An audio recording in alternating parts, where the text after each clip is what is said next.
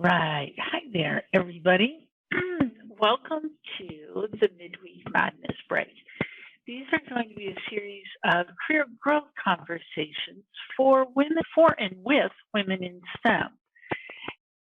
We face some unique challenges being in such a male-dominated industry that I want to share my lessons learned. I'm seeing comments and when talking to people, women who are just a few years into their career are facing some of the same problems and challenges that I faced 30 years ago. Personally, it makes me crazy. And I want to make sure that I share my lessons learned so that maybe you don't have to learn them the hard way like I did, and we can help you get past these things and get your career on track so that you can build the career that you want. Women are leaving STEM fields in crazy amounts of numbers. The number of women who start out, say, in engineering, which is my background, start out in engineering, they then leave. Women aren't staying in the industries. So, and quite frankly, it's hard work to get these degrees and to get the job. So I hate to see people give up on what they started liking. Now, I changed out because I found that while I was good at it, I really did the people side of things better. So I made a switch. But if you do that because you found that you're going in a new direction, growing in a new direction, great. But if you're getting out because you're frustrated, it doesn't feel like it's fit, that makes me sad because so much is being lost. The way women approach things is so different and it's so powerful, and we can bring so much to the table. So if I can help you through some of the frictions and the challenges and the struggles, that would make my day. So I do have a presentation. We're going to go, I don't know, it should be maybe 20, 25 minutes and then wrap up. So if you have questions or comments, you can type them in the chat. I will be watching that as we go through and go from there. I hope you guys are having a fantastic day. I'm in the Phoenix, and the weather is kind of crazy right now. We hit 110 plus degrees this week, and we're going to have like 8 days to over 110, which is a little extreme. Now, monsoon season for us started, and there was a little rain in the area yesterday. It was not measurable, but there was rain, so it's a happy thing. But there's also thunder and lightning, so hopefully no storm started. So I hope your day is going fantastic, and let's get started. I'm going to share my screen, and we're going to go from there.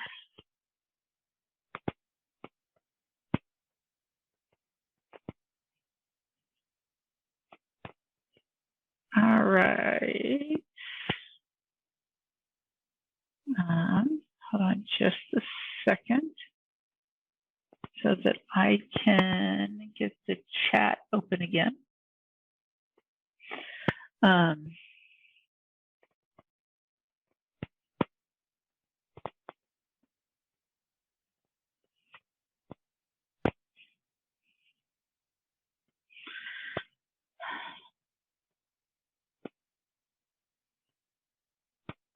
Okay, I'm going to dive in, and hopefully this works because something is being strange, but we'll make it work. Sometimes I love technology and sometimes I hate it. So let's keep going. So today I want to talk about the June 16th edition of the Midweek Madness Break. So today we're going to talk about asserting yourself, about being a better communicator while still being true to you. So I want to dive right in. So assertiveness is when you are standing up for yourself while making room for others. That's a definition that I love of the concept. Asserting yourself is standing up for yourself, but making room for others. And so a couple other things that are characteristics or are true about being assertive. It is about standing up. It's a social skill, because it's about how are you interacting with people. So it is a social skill. It is an effective form of communication. I believe it's the most effective. A lot of studies will show it is an extremely effective method of communication. It's not applicable in all circumstances, but it is a very effective communication style. And it is respectful of yourself and of others. So this is where the power from it comes from. It's respectful of yourself and of others. So here's a couple of reasons why you should be assertive. First, you'll have greater self-confidence. If you stop and you think about it, that kind of makes sense. If you're going to stand up for yourself, it's much easier to stand up for yourself and be confident. If you're standing up for yourself, you're going to be more confident.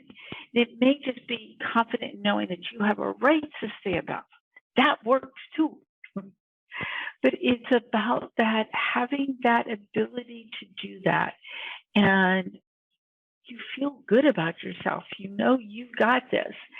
And I mean, one time and I'm going to tell you throughout this stories from my past, so you can learn from from my experiences, sometimes my mistakes, but often my experiences. So I don't know, it was probably over 10 years ago now. It was in 2009. I had gone over to a construction project as a QA manager. And it was a construction project for job trailers. I'm sharing a little office with the QC manager. So we had separate QA, QC managers. Now, I'm 5'4.5". He was about 6'5". And at that point in time, he may have been close to double. So he's a foot taller than I am. And he was like 3'15", big guy. I think he was a former Texas high school football player. So, a big guy. And he was a bully. His style of communication was to bully break little. And he loved to bully people. Well, when I started, I didn't start right at the beginning of the project. I came in about, 6 months, 9 months into the project. And there had been an audit of our project by the construction management company, and they found some stuff. And so I was trying to get one of them cleared up. So I asked him for contact information, and he was mad. He thought all the things that we were written up on were BS, and he would just go off on rants. Well, I was trying to get him closed out so we could just move on and put him behind us. And it wasn't going to be hard to do, but I needed contact information for somebody. And so I asked him for it. And I had been standing up in our office. I'd been looking at his spec book, and I was putting it back on his shelf. He came in the office, and I turned around. He's between me and the door. Again, 6'5", 315. And I asked him for this information, and I told you not to open that can of worms. And I looked at him. I said, I'm not opening the can of worms. I'm trying to close it. And I can do that if I can talk to this guy. And he just kind of stopped. Didn't know what to do, because he's a bully, and I stand up to bullies. Long time history of that. But so he just kind of stopped. He went to his desk, and I went around to my desk and sat down, and he threw the phone number at me, and I called the guy, and we got the problem resolved. I went and talked to him, and we audited the lab, and everything was fine. But so I was confident that I could stand up to him. People thought I was insane, but it really worked. And so and by doing that, and I wasn't back in his face. Okay, I was a little snippy, but I don't like being yelled at. But I didn't tell him, you're an idiot, or all the things that were going through my mind about his behavior. But I did tell him that look, we can make this work. And if we, it was, I can get this done if you work with me. So it was borderline aggressive, but it was a very assertive response on my part. And he didn't know what to do with it. But it helped me find a positive solution to the situation. And so that is a great reason to assert yourself. It also it's a more effective communication style, because when you're making room for other people, they're going to be heard and they're going to feel like they're being heard. And you know what? That's really effective communication. It's going to help reduce your likelihood of being exploited or coerced. Like this, Darren, the QC manager, Darren, he liked to bully people. He would use size, his voice, and he loved to intimidate. And he liked to coerce people into doing what he wanted. And by being assertive and knowing that I had my roles, my responsibility, it was in our contract, and I had the right to get things done. And by knowing that I had those rights and being comfortable with asserting those rights when necessary, he couldn't bully me. He couldn't coerce me into anything. He stopped trying after that one event. That happened when I'd been there, 6 weeks. And I had been walking on eggshells around the guy because I knew his reputation. I knew of him before I even went over there. So I knew what I was getting into. And he couldn't bully me. And it's great for helping deal with bullies. And often I find when I talk to women or I listen, see what's going on in chats, a lot of what's going on are bullies. Men who are trying to make you uncomfortable or unhappy because you're in their field. It helps do that. It also gives you an enhanced ability to control stress. If you're comfortable, if you're confident, if you know you can do this and you can handle it, it's going to help bring your stress level down. It works out great. When I post the replay, you'll see a blog post also. In that blog post at the bottom, there will be some reference sources, and one of them will give you a link to an article in, I think it's from Psychology Today, a page from them, and they list like 18 different benefits that are proven for why it's good to assert yourself, and it includes, reducing anxiety and depression, reducing stress, all kinds of things. These are the 5 that I love most out of that list.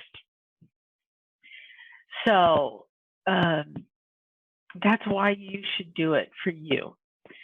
But why do women shy away? Here's what I keep hearing over and over again when I talk to women. There's a couple of things that keep coming up.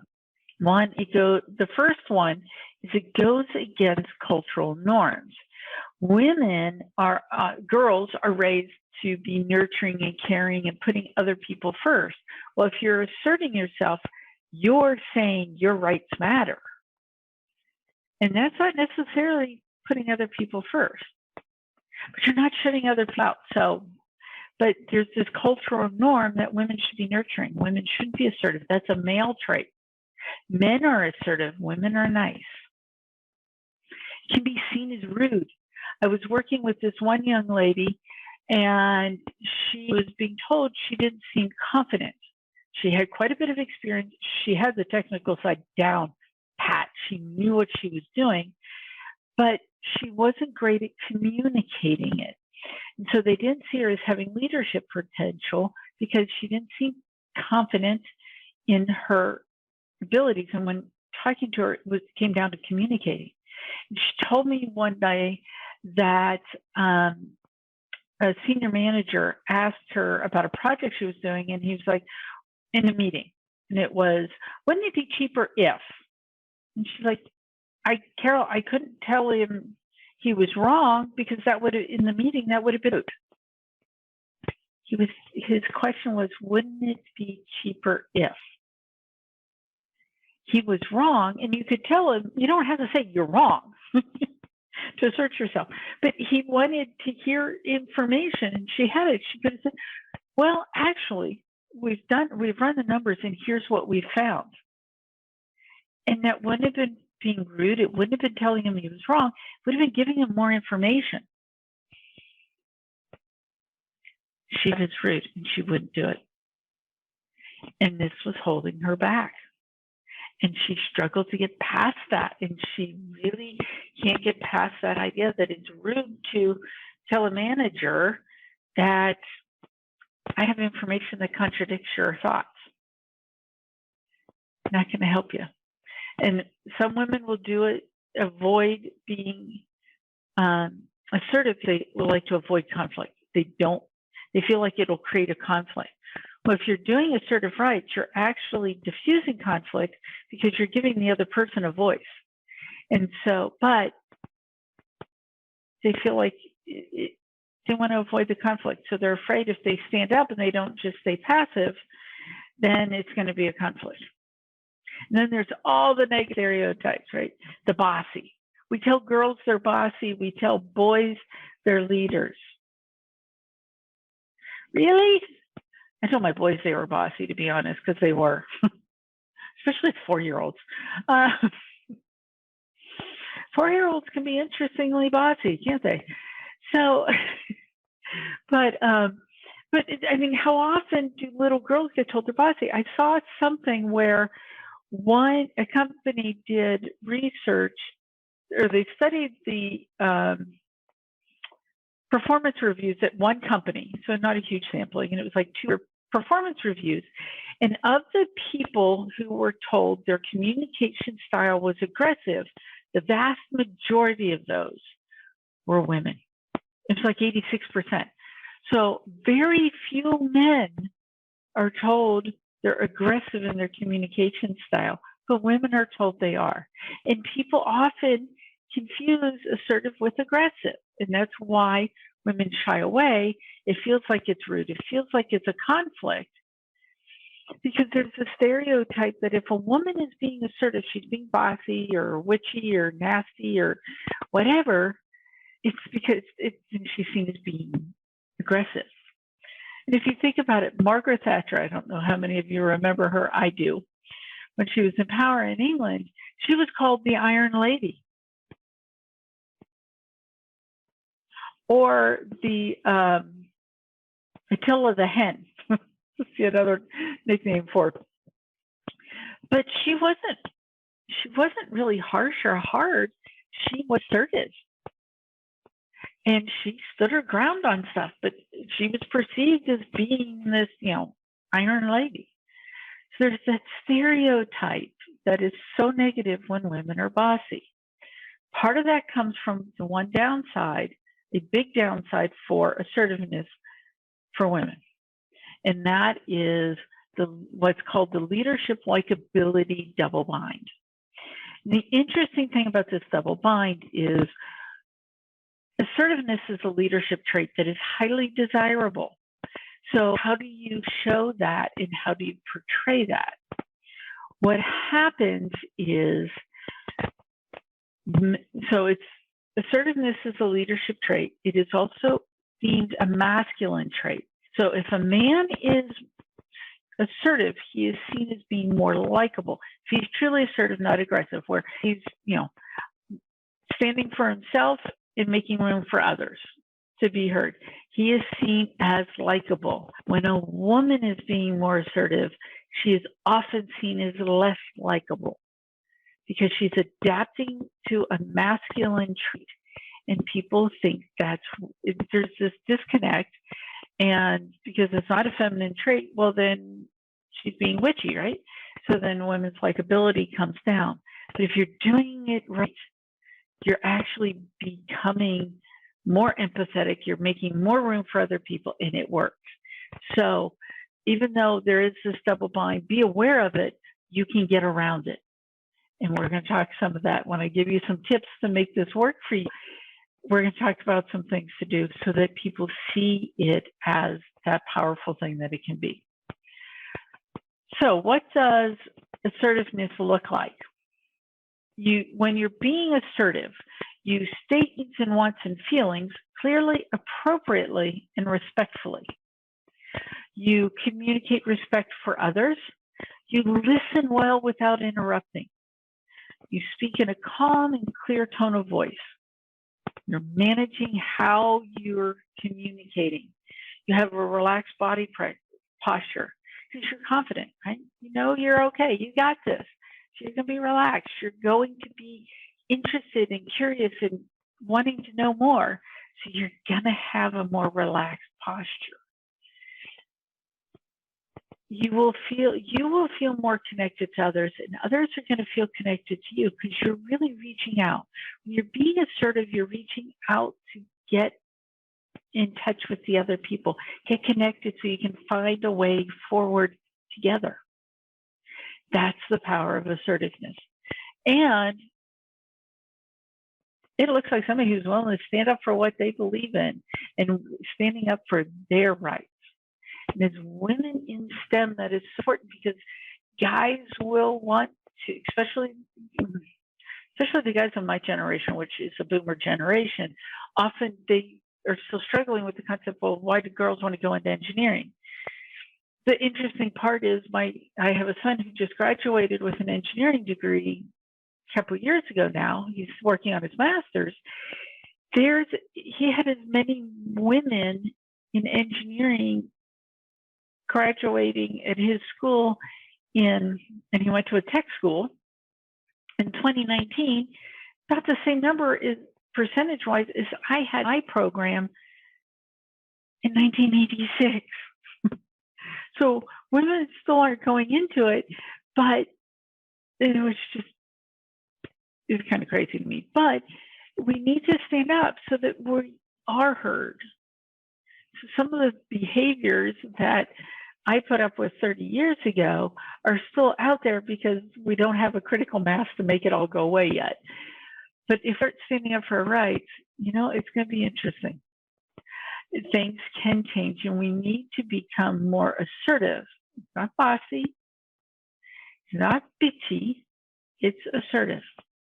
It's just, hey, I deserve to be heard in this meeting. I have a right for my expertise to be listened to. I deserve respect, and I'll treat you with respect.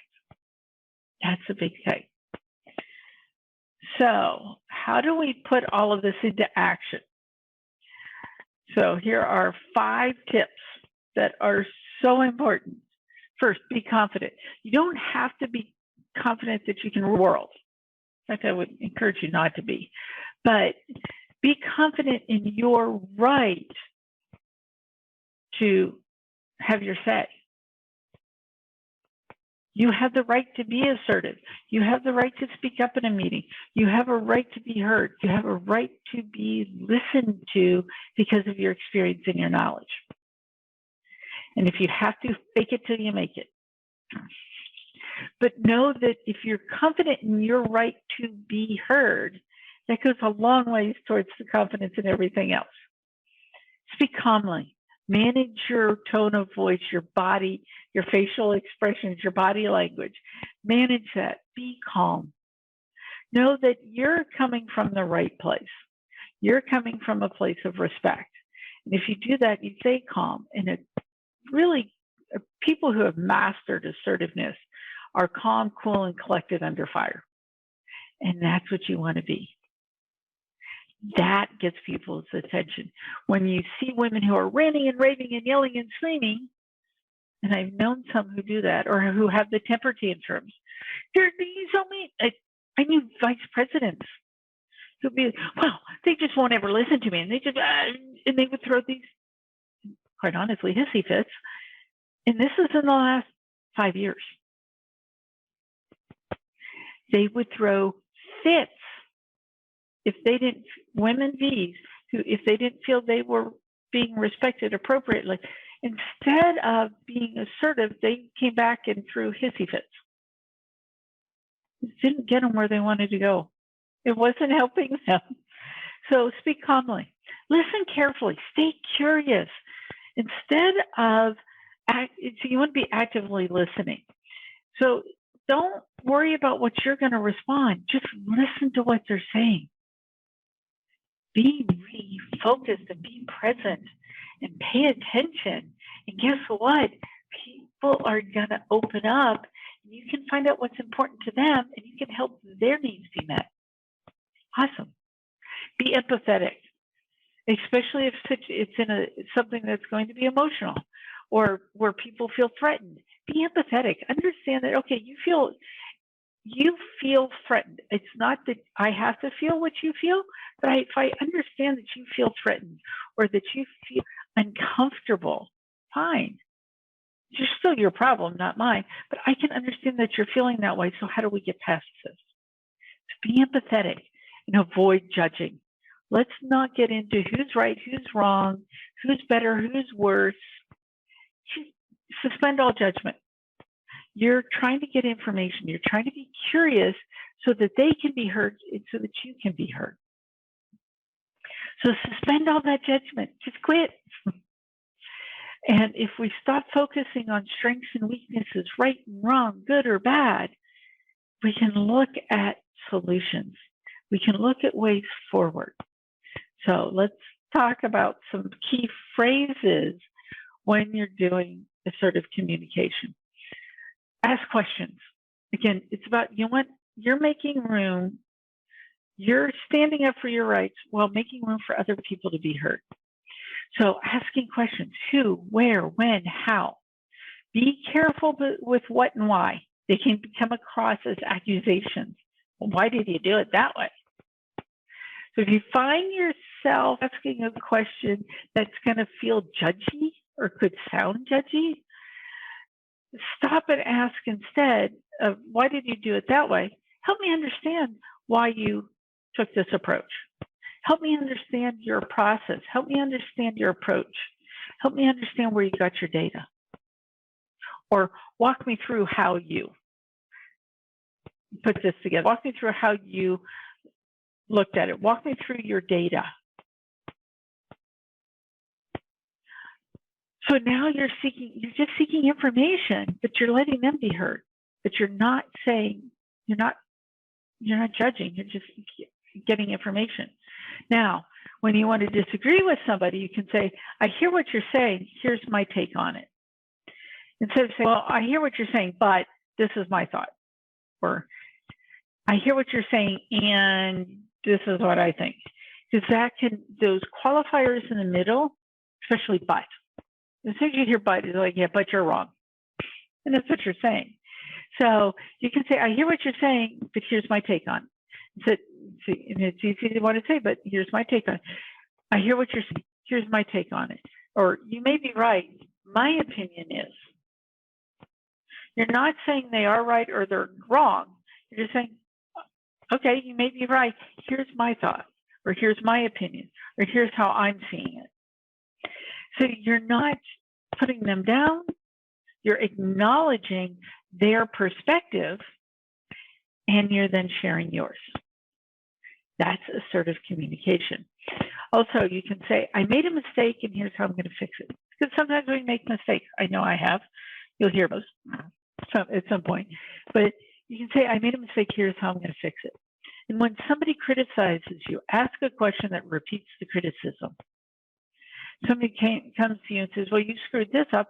Okay, so can you show me where I made the mistake? Can you show me what's wrong with this? But I don't even really like that. You can ask that, okay, can you show me what you think is wrong? And tell me what you want me to do differently. There's the power. Because when you start looking at it as, what can I do different?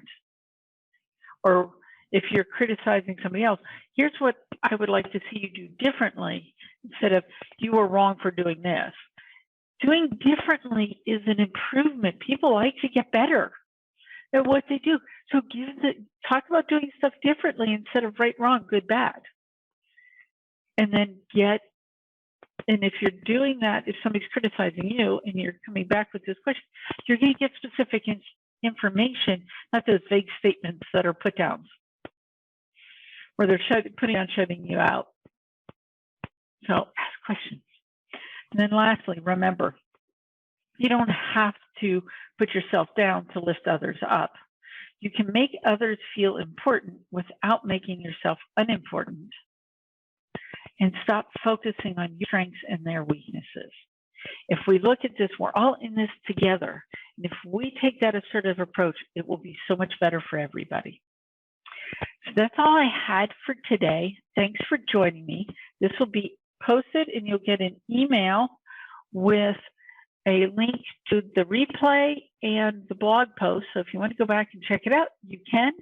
Otherwise, I'll see you next week, where we're going to be talking about dealing with the haters.